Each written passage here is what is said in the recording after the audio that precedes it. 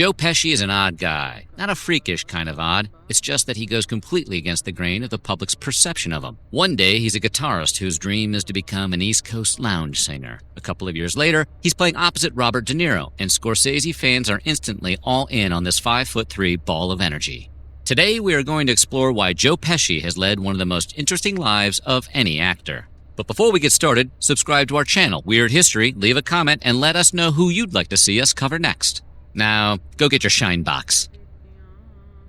Joe Pesci was never supposed to become an actor. He dabbled with acting, but it wasn't his life's pursuit.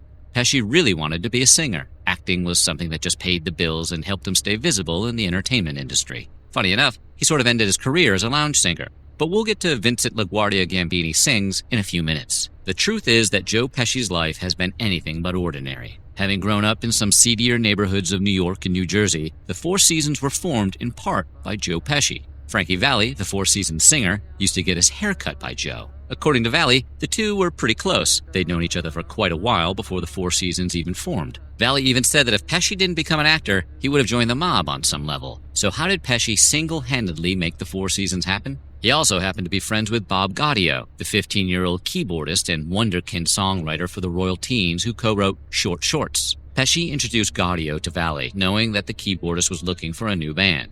Gaudio joined the Four Seasons on a handshake with Valli, and a year later, Sherry was recorded.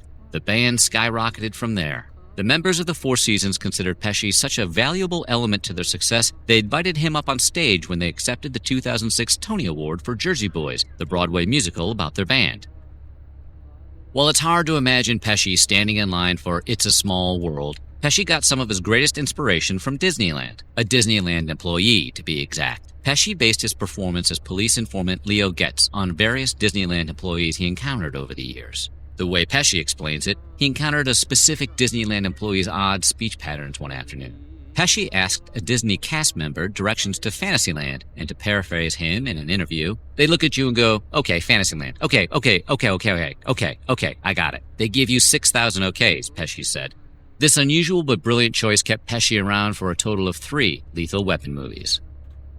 As mentioned earlier, becoming an actor wasn't Pesci's main focus. He really had his eyes set on becoming a singer. He sang standards and scored gigs in small local pop bands covering novelty pop music like The Peppermint Twist and Runaround Sue. To further his career, Pesci started looking for acting jobs. In fact, he already had a little screen time. When he was 10, he was a non-speaking extra on a television variety show called Star Time Kids with Connie Francis. It wasn't until he was 37 that he got his first real feature role. The 1976 movie was called The Death Collector. It was low budget and didn't win any awards, but Robert De Niro happened to see it and was impressed with Pesci's performance. Although Pesci moved to Hollywood in hopes of more movie success after The Death Collector, the mobster movie didn't boost his career, so he went back east to manage Amici's, a popular Bronx restaurant. 3 years later, Pesci got a phone call from Martin Scorsese and De Niro, complimenting him on his work in The Death Collector and offering him a role in Raging Bull as Joey LaMotta, Jake's brother played by Robert De Niro. After that phone call, Pesci quit Amici's.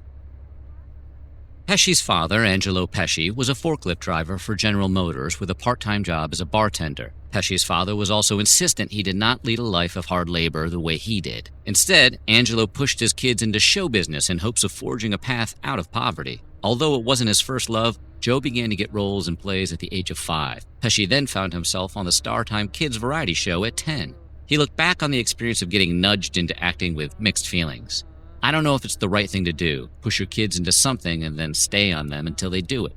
He also remarked that if he had more freedom, he'd have found something more calming in a different area where I did not have to use my emotions.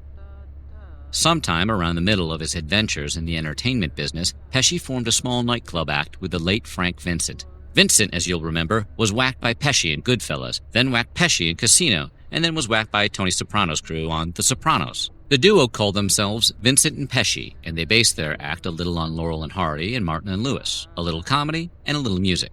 They did get one chart-worthy hit with a novelty song in 1972 called Can You Fix the Way I Talk for Christmas? It's cringeworthy, like most novelty songs eventually become, but they redeemed themselves with an instrumental single called Little People Blues. It's got a funky groove.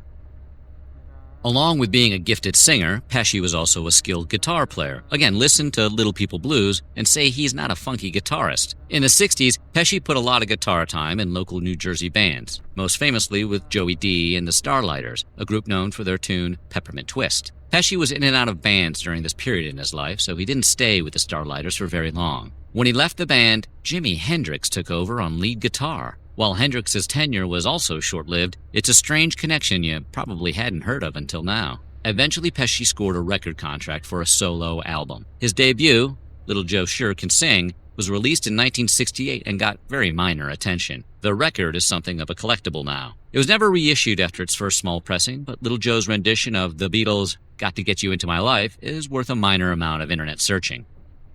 Here's a weird one. Pesci had a small part in a pretty messy murder case. Pesci is notoriously tight-lipped about his past marriages. We know he was married at least twice, once to an unknown woman in 1964 when he was 21 years old. There are even unconfirmed reports that say Pesci had a daughter born around 1967 with a mystery woman. The other time we can confirm is when he was married to Claudia Haro from 1988 to 1992. Not much is known about Pesci and Haro other than they had one daughter, and he bailed Haro out on a $1.25 million bond. In 2000, Haro was convicted of hiring a hitman to whack the guy she married after she divorced Pesci, Hollywood stuntman Garrett Warren. Haro allegedly hired a hitman to ambush and kill Warren in his apartment.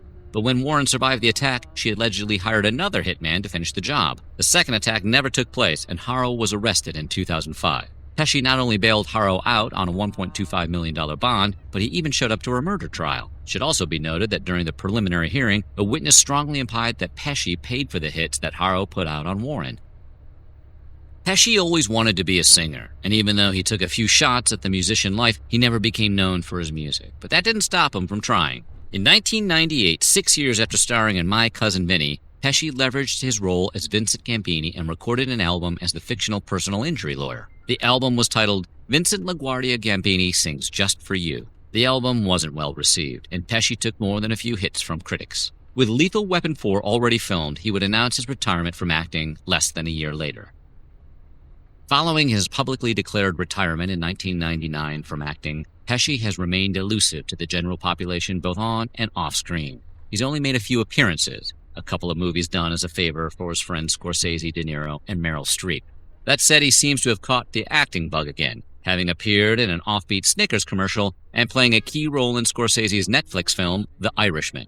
According to De Niro, both he and Scorsese needed to be extremely convincing to get Pesci back into film. As you watch this, Joe Pesci could very well be entering the third phase of his acting career. There's no doubt Pesci lived the lives equivalent of 10 mere mortals like you and I. What do you think of Joe Pesci? Let us know in the comments below, and while you're at it, check out some of these other stories from our weird history.